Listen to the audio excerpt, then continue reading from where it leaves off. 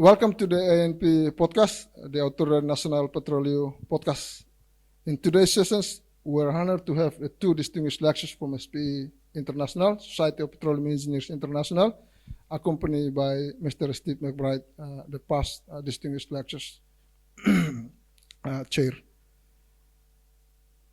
So, as today is a very important session from SPE Timor Leste and taking this opportunity of the podcast sessions, I would like to ask first question to Mr. McBride. If you could please share with the audience yourself and also an experience regarding the distinguished lecture establishment. Okay. Bom dia, everybody. My name's Steve McBride. I'm originally from Northern Ireland. Went to university in Edinburgh in Scotland. Worked a little bit in Africa and the North Sea.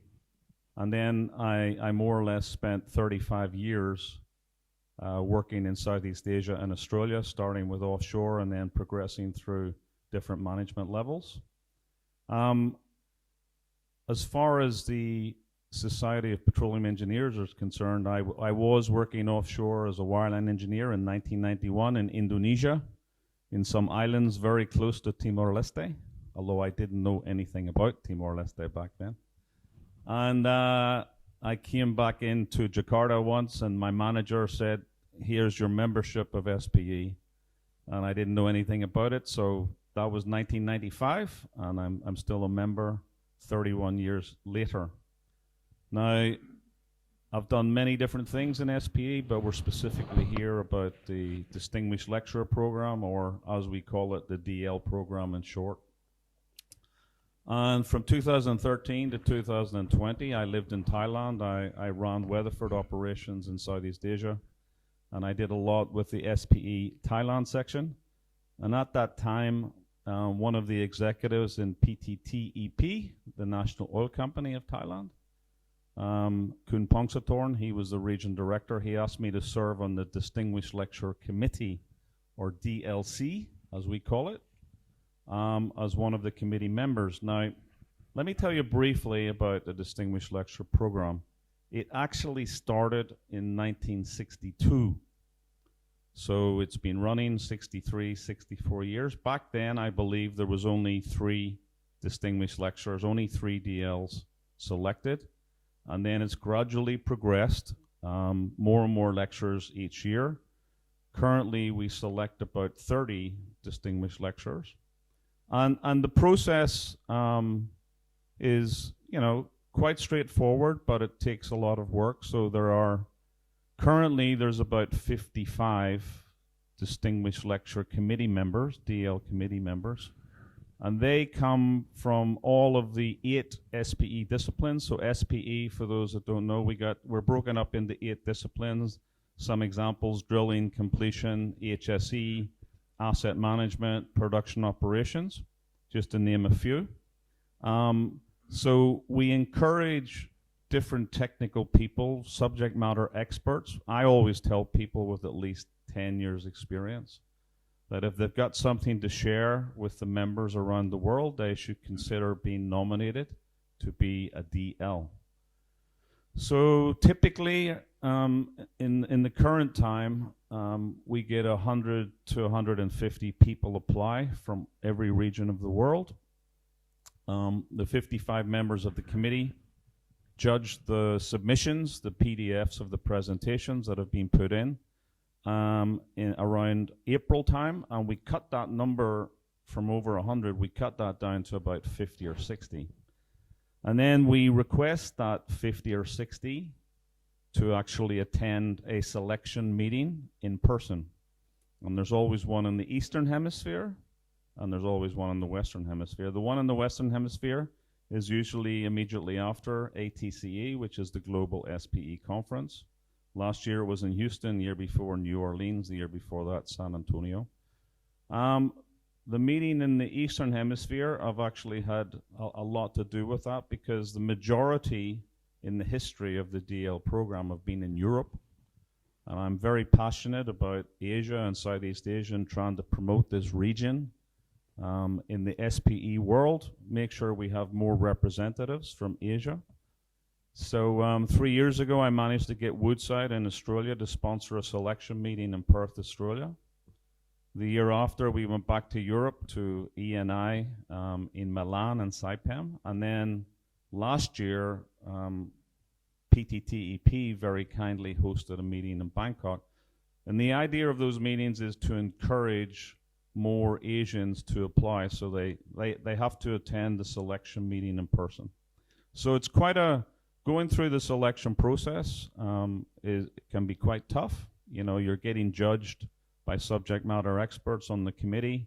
It can be quite a daunting process. So we have the selection meeting in Eastern Hemisphere, such as Thailand last September, and then the other one in the Western Hemisphere in Houston.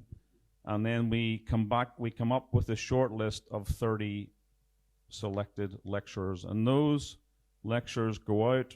There are approximately 200 professional sections around the world, in every region of the world. When we're selecting the lecturers, we like to have some balance. So, you know, reservoir is the largest single discipline in SPE, so usually there's more reservoir people, but all of the other disciplines, such as drilling and completions, production, we need to make sure that we have a good balance. We don't want too many people from one organization. We want some gender balance as well.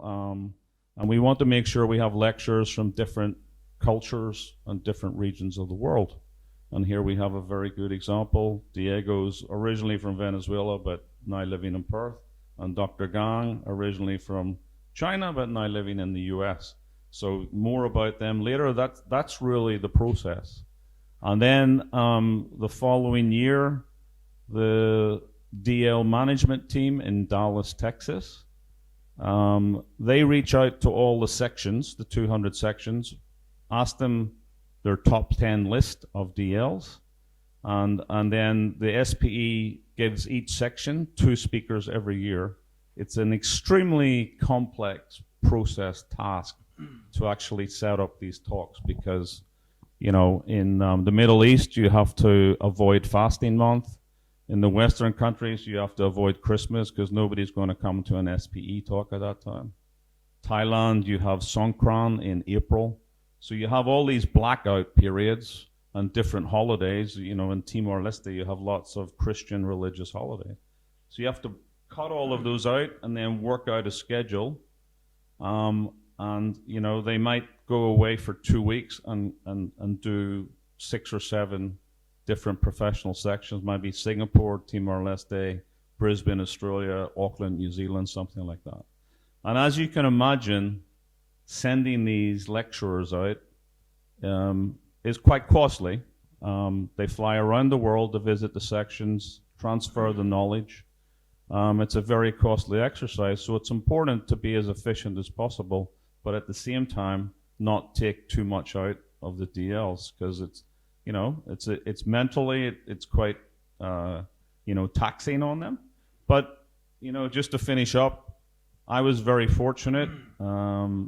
The term on the DL committee is supposed to be 3 years, but I did my 3 years, and I moved from Northern Asia and Thailand to South Asia and Pacific in Perth, and the region director there asked me to serve on the committee. And then I got asked to be the vice chair, so that was a 3-year cycle on the leadership team, which is vice chair, chair, and ex officio or past chair. So I ended up serving 8 years on the committee, but in my opinion, for what the DL program delivers to the 130 members around the world, it's probably the most valuable and rewarding initiative, both for the members and for the lecturers that SPE offers. So I'll hand it back to you, Mon Fernando, to actually ask our 2 lecturers about why they're here and the subjects they talk about. Thank you. Thank you, Steve. It's a very informative session that you shared with us with regards to Distinguished Lecture Program. I probably now pass through Mr. Gan and also Mr. Diego for some additional questions. If I may start with Mr. Gan. Your presentation is about when geo meets mechanics, or maybe geoscience meets mechanics, or geoscience meets engineers. It's a very interesting topic, insightful presentations. Do you want to share with us a little bit a summary of your presentations with the audience? Yes, thank you, Fernando. I'm very impressed you actually call me Mr. Gang, not Mr. Gan, because I'm not the bad guy. Yes, the Gang in Chinese means small mountain. So that means in my family, I have a bigger mountain, my brother. I couldn't agree more with what Steve just said. SPE, Society of Petroleum Engineers International, Distinguished Lecture Program is a crown jewel, not only for SPE Society, but also a role examples, role models for all the professional societies. There is no other society offer similar program at this scale. So my compliment, and also I'm honored this year to be selected. Went through a lot of struggles, but challenges, but eventually made to be distinguished lecturer for 2025 and 2026. So this talk is actually my last trip. As a society member, as a society volunteer, we all share the responsibility of not only sharing or spreading your expertise and knowledge, but also to provide a service to the members, to our peers. Otherwise, people, why join SPE? What's the benefit? So that's why, as a volunteer of the society, we all share the responsibility to develop a better and a more vibrant, promising society for all. So that's why I'm on this trip.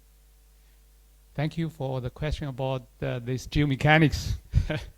Geomechanics is my passion. It's a lifelong journey. It is a beautiful discipline that marries geoscience, which is geo, with engineering, which is mechanics. So by the definition, we are connectors. We are bridge.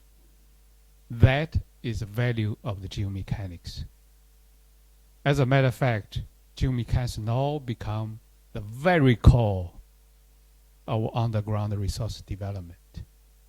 So I'm very glad to have this opportunity yesterday share with very impressive world-class audience from East Timor, Timor Leste, that I have to admit, I've been to many lectures, but the country, the people, all standing out at Timor Leste. So thank you for the question, and I get back to you. Thank you, Mr. Gan. I think, if I may say, the audience were also so happy. The feedback from the audience were very positive from the presentation that you delivered yesterday. So it was really a golden opportunity for everyone here in Timor-Leste, for both professional as well as the students. So very much appreciated. The next one is to Mr. Diego. Thank you again for coming to ANP podcast. Your presentation yesterday, again, is also very interesting and also contextual, in the sense that you presented the matter pertaining to the CO2 storage risk and cost, busting perception and myths. If you could please share with the audience the summary of your presentations and for for us to understand better about the content of your presentations. Sure. Bom dia. É um prazer para mim estar aqui. The rest I'm gonna do it in English. I thought you want to start with Tetun as well. So back to the comment on SPEDL, I'm gonna answer your question, of course. The opportunity of talking in different countries, different cultures, it gives us the opportunity indeed to contextualize the message. So my presentation has been an attempt to clarify a lot of perceptions that oil and gas experts, industry experts, have had related to carbon capture and storage. Talked about business models, etc., right? And the opportunity yesterday, talking to the students in the morning and then to the section in the professional section in the evening, it gave me the opportunity to talk about the opportunities for Timor Leste in particular. I am Venezuelan. I'm from a developing country myself. I think I understand. And usually this perception that carbon storage has is you do it because of, let's save the planet. And don't get me wrong, I have 3 kids. I want the planet to be clean, of course. But on a developing country like Timor Leste, the opportunity is to put it into the context of development, the context of gas production. There is land, potentially there is biomass production, and what carbon capture and storage can fit, how it can fit into those models. So yeah, thank you for the question, and indeed, I don't want to repeat my presentation, of course, but my presentation is about that, busting perceptions that people have, and the most important one is about climate change, and it shouldn't be. It should be a byproduct of these kind of projects.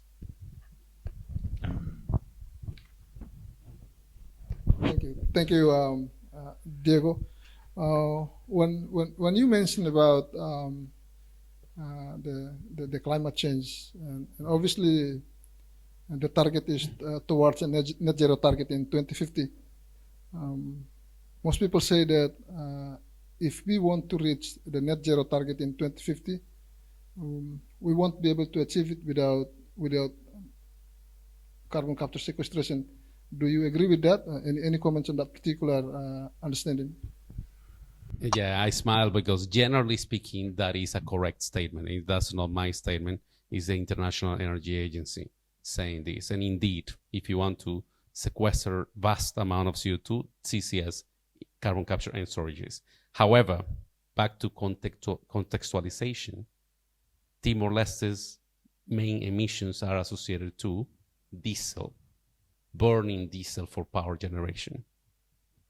Carbon capture in a facility like that is extremely expensive.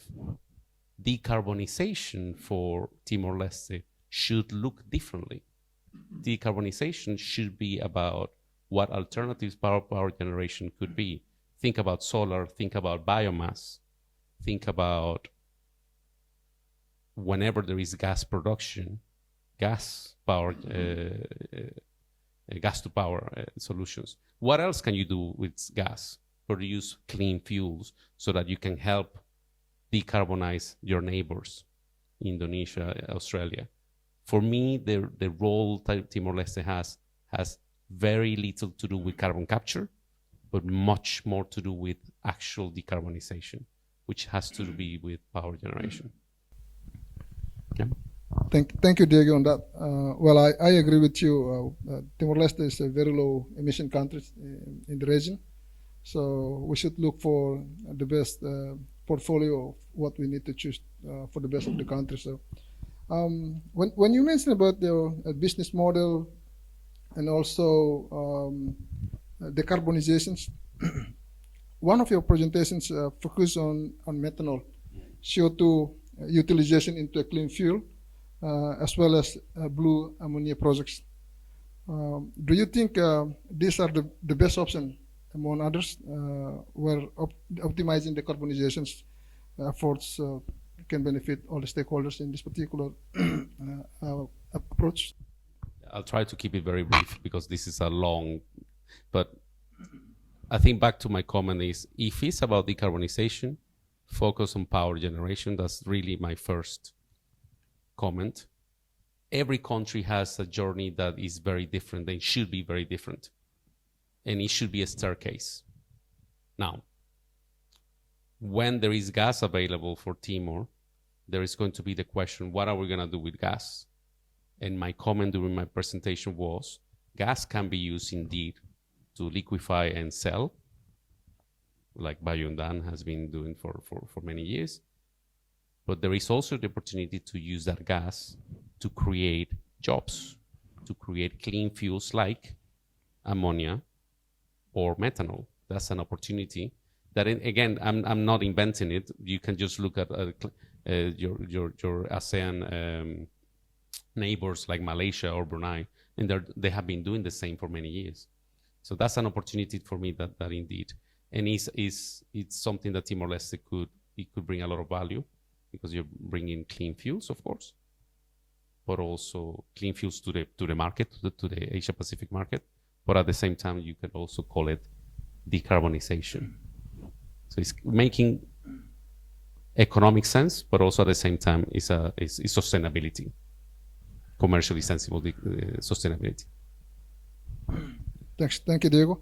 The explanation provided, it's a very contextual in the Timor-Leste positions, provided that we have many fields here which is producing gas, so we should understand about how to utilize the gas for the benefit of all the stakeholders, including the approach of you mentioned earlier on the CO2 utilization for the clean fuel, as well as the blue ammonia projects. You share a certain technology developed by other countries as well, applications, and also lessons learned from other countries that you would like to share with us in these two particular projects that maybe you want to add more on this.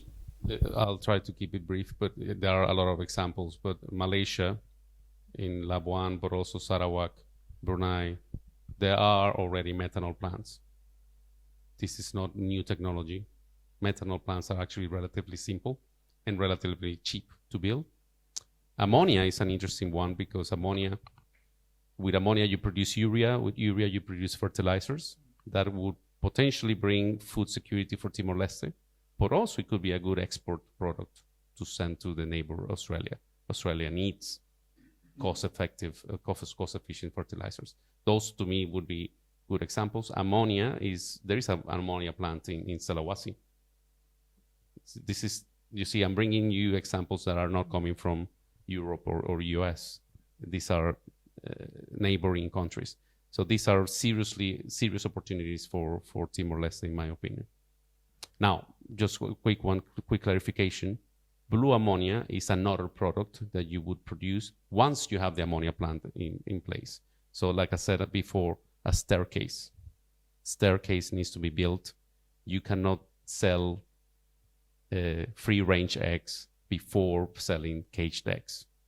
Build your market first. So let's not talk about blue ammonia until we have gray ammonia.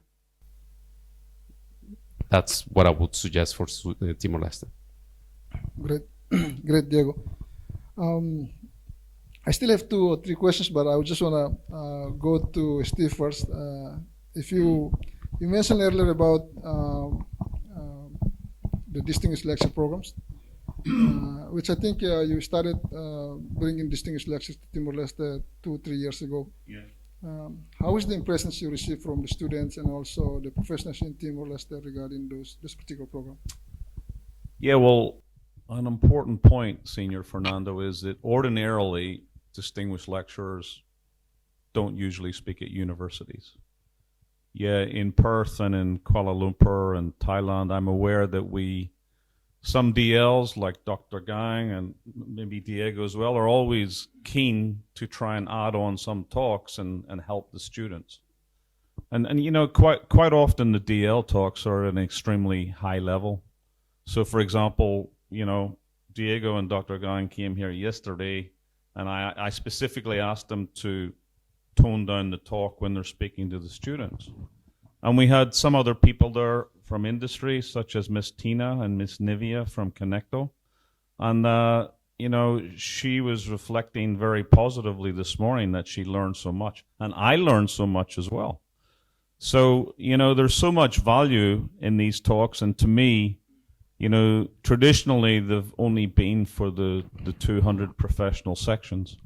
But I think there is a great deal of value in letting the DL speak at higher education establishments as well, just before people go into industry. As regards, going back to your specific question, Fernando, everything I've heard about, you know, the feedback from the students, they are just so grateful to see international speakers come here.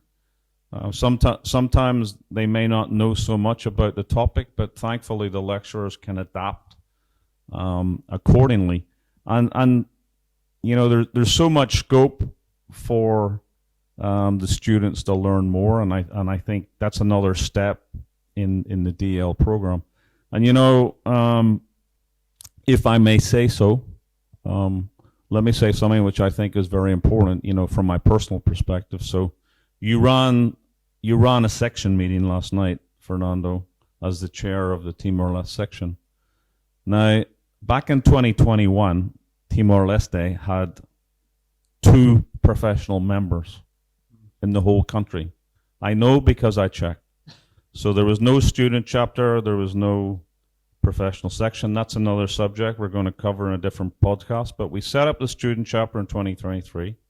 We established the professional section in 2024. And 2 SPE initiatives, as you know, have dominated my life in the last 5 years. One is the Distinguished Lecture Committee that I described earlier. And the other one is helping the people of Timor-Leste on setting up these SPE chapter and section. And when last night I was sitting there and I said, my goodness, you know, what a great accomplishment we have all, you know, it takes a lot of people to bring this together.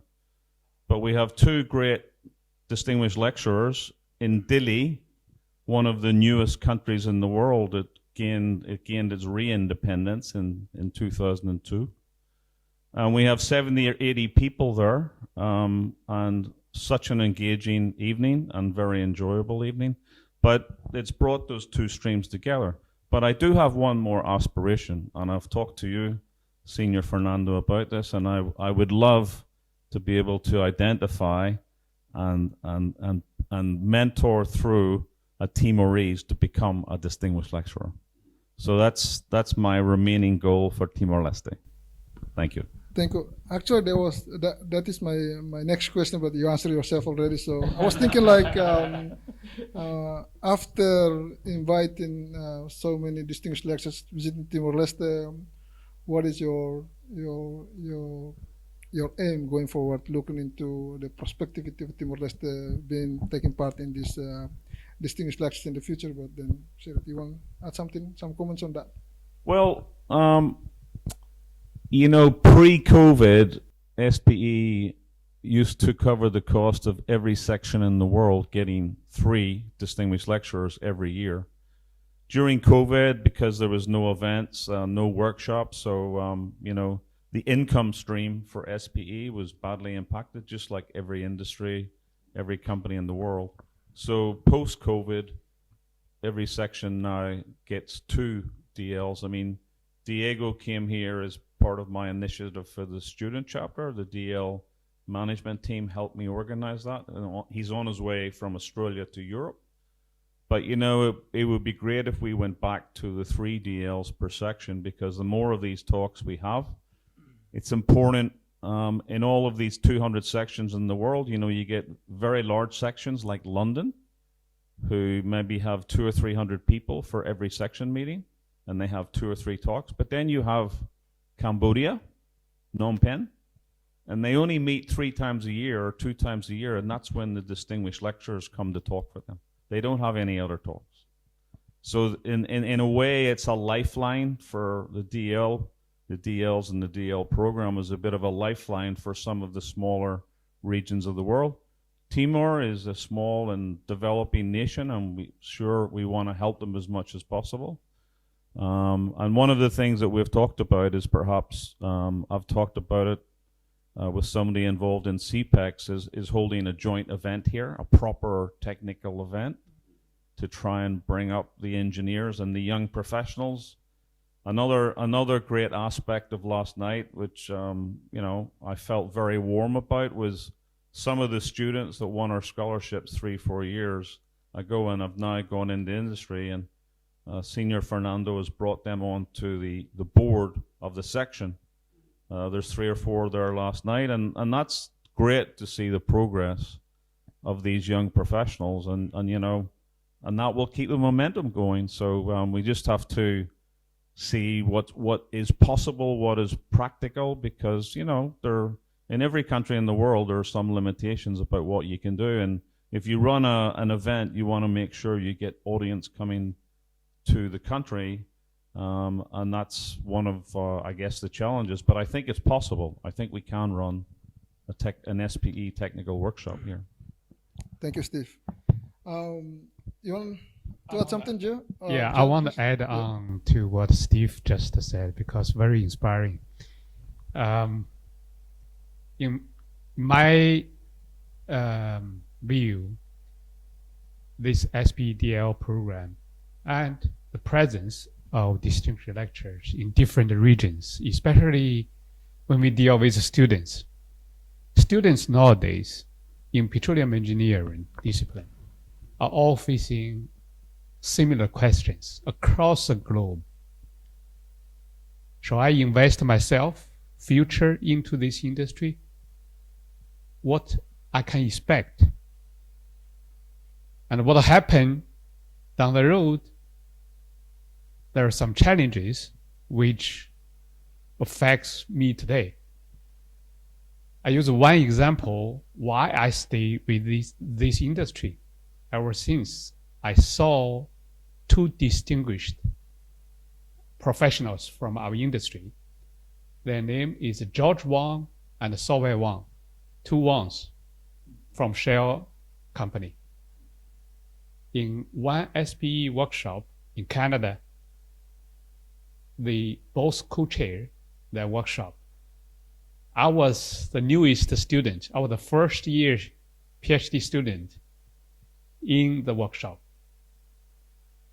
The moment I saw them, the way they speak, they perform, they deliver their technical know-hows, their personal skills, the communication skills, their personalities, they opened my eyes widely. I told myself, I want to be that person. I want to be that professional. So ever since, I stayed with this industry.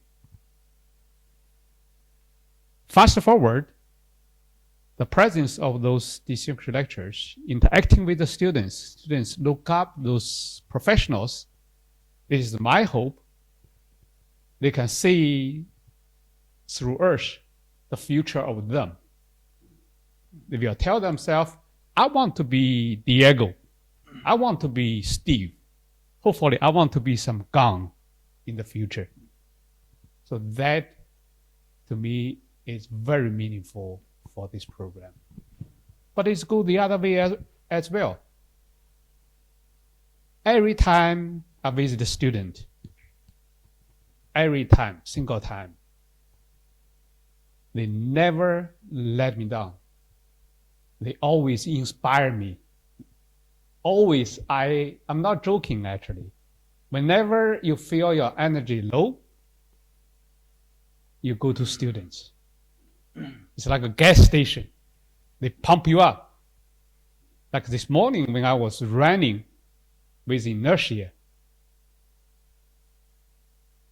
her passion, her expectation, she is going to work for this new company and new adventure in front of her, the excitement that she shared with me along the beautiful coast, by the way, first time in the country, beautiful coast along Timor Leste, thanks Steve's suggestion and arrangement, is actually affect me dearly. I absorbed those positive energy she passed on to me, make me a better person, and I work a lot harder as a volunteer serving this society so that we can share a brighter, a better future. I just want to add these 2 points. Thanks. Yeah, it's a great point and encouraging words and very motivated. I believe that the students they learn a lot from this particular experience, but not only the students. We have the young engineers and also the senior engineers. It's a time for us to learn from each other and the passion of this particular program. So I appreciate it. The comments from Mr. Ga. Anything to add from your side, Mr. Diogo, on the same, as we are still discussing Yeah, the as same? we're still on this topic, listen, for me, it's been an honor. I barely believe it because I really sympathize and I see myself. And when I was a young student, I saw distinguished lecturers performing. I like that word because it's a performance, and learning how they perform, how they communicate a particular technical problem it was something very encouraging for me. So it was always a role model. In terms of students, there were a couple of countries that I went where the section actually invited me to talk to students, and I really think this should be a common practice, whereby the industry collaborates and brings in students, even with the distinguished lecturer program. I know it's not common. Out of I don't know how many talks I've given. I've given probably 2 only in the universities, but it's always been very positive. Yesterday was another example here in Dili. Even when we adapt, the intention is to learn from each other. And yeah, I think this is what the SPE should be striving to do. More cohesion, more communication among the industry and also the academia. Thank you. I think I was thinking to ask more questions from the technical side, particularly to the CCS and also geomechanics, but mindful of the timing, I should consider that we are approaching the end of today's session for the interview. A last opportunity, just wanted to give each one of you, if you have a last message for the students and also for the young professionals. I'll start with Steve. Any message, please? Yeah, thanks, Fernando. I mean, obviously I've been coming here a long time, for the last 4 years now. I'm always forever thinking how I can help the students, especially in Timor Leste, but also the professionals. And you know, it's not always easy to attract people. In Perth, it's very difficult because there's 14 or 15 different energy societies. Just SPE is one amongst many. There are not many professional energy societies in Timor Leste, so we have an opportunity. So any students that watch this podcast, I would encourage them, if they're not members, to please join up. And any engineering degree or science degree that could lead to a career in oil and gas and energy, we're happy to accommodate those people, such as chemical engineering, even aeronautical engineering, as long as it's in that domain. And likewise to professionals, you know, there's quite a high number of students that are graduating every year here in Timor Leste. There's insufficient employment opportunities in the industry. That's one of the primary drivers why I set this whole thing up in the first place, because trying to connect students with industry players in Australia and perhaps Southeast Asia. The SPE's got a global network. It's 130,000 members. One of the previous global presidents said to me in Houston 4 years ago, he said, "Steve, we got 130,000 members. last year, probably about 10 people had even heard of Timor Leste. He said now virtually all 130,000 members know where Timor Leste is. And that was a very nice thing for me to hear, but nice things are just one aspect. The real driver is to try and get the students opportunities. And certainly with all our sponsors in Perth and the international and the Australian oil companies, you know, for me, I want to try and continue lobbying them to bring more interns on board. But one of the things that can help is if they join SPE and they become more active. I mean, when I see the change in inertia that Dr. Gang made from when I first met her 4 years ago to today, you know, and she's got a fabulous opportunity ahead of her. I think there's other opportunities for other students, but SPE can be a catalyst to helping when a potential employer like a company like Woodside or Impacts looks at a student. If somebody served on the student board, that's a positive thing. That's a tick box. So I think the more we can emphasize that, the better. So thank you for giving me the opportunity. It's always a pleasure to sit down and talk with you, Senior Fernando, and I'll hand over to Dr. Guy and Diego. Thank you, Steve. Thank you. Steve, always inspiring. He is always there. This trip wouldn't be possible without Steve. At least from my personal perspective. As I mentioned, this first time in the country, extremely eye-opening, and I'm extremely humbled as well. The quality of the people, especially professionals, reflected through the QE sessions last night. The quality of the students, 350 right yesterday. I have not seen any other school have so many petroleum engineering students yet. So this is the record.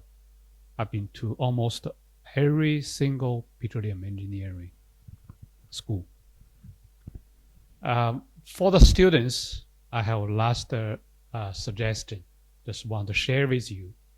Many of you ask me the same question. The question is that how do I find a job? I can share with you when I graduated, the oil was $10 per barrel. There is zero opportunity, zero opening. Out of blue, I received a call looking for both geomechanics as well as software skills to develop Eclipse, which is one of the software in reservoir simulations. The only reason they reached out to me is because not only I know geomechanics, but also I took so many computer science classes, because back then, computer science is silicon bubble. Everybody take computer science classes. I didn't realize what's that useful, but I took it anyway. It's hard, extremely hard. By the time I received that call, I suddenly realized, whoa, that extra effort I did, suffering I did, opened a brand new window for me, make me standing out among the peers. So my message to all the students, I guarantee you will have opportunities knocking the door. There is no doubt about that. The question you ask yourself is, when that opportunity knocks, are you ready? If the answer is no, open yourself up, taking more classes, different disciplines, any disciplines. You don't spend the time wandering around and worrying. Instead, put it into actions. Widen your horizons. That is my main message to to all the students. You all going to have wonderful future, and there is no doubt about it. Again, when the opportunity knocks, you need to be ready. Okay, thank you. Thank you, Mr. Gan. Mr. Diego, please. Very inspiring and very little to add to both of you. But I would like to reiterate, thank you, Steve. Without Steve, it would not have been possible for me to come. There was an opportunity in the past to come to the previous extravaganza, and I couldn't make it. So I'm very thankful that this time worked out. There's something I can add to the students coming from the background from a developing country. Think out of the box. My very outsider's view that I've had so far here in Timor Leste is there is a lot of focus on oil and gas. A lot of focus on oil and gas. Expectations for gas production to come. What are we going to do with that? I think there are more opportunities, and always think yourself, what do we have here now that can bring production, can bring value? Think about also the fact that SPE, although the name is Society of Petroleum Engineers, there is a lot of focus on energy transition, or how I call it, energy expansion, energy business. I see a country like Timor Leste as an opportunity for biomass production, for example, which is biomass that can be a fuel for coal-fired power stations in neighboring countries, even for Timor Leste itself. That's not traditional oil and gas. There is land here to produce, and this is not new technologies. South American countries have been producing this. This is just an example of energy expansion, energy transition that Timor-Leste students should consider to expand and be ready for those opportunities. I really believe those opportunities exist, and I really think the students should be ready for it, like Gang mentioned. I encourage the students to look beyond, think out of the box. Yeah, I'll leave it there. Thank you, Mr. Diego. Again, Mr. Steve, Mr. Gan, and Mr. Diego, thank you very much. On behalf of ANP, we sincerely share our deepest gratitude for your availability for today's sessions in the ANP's podcast interview. And again, thank you so much. For the audience as well, thank you very much for your attention, and we look forward to seeing you on another future opportunity. Thanks.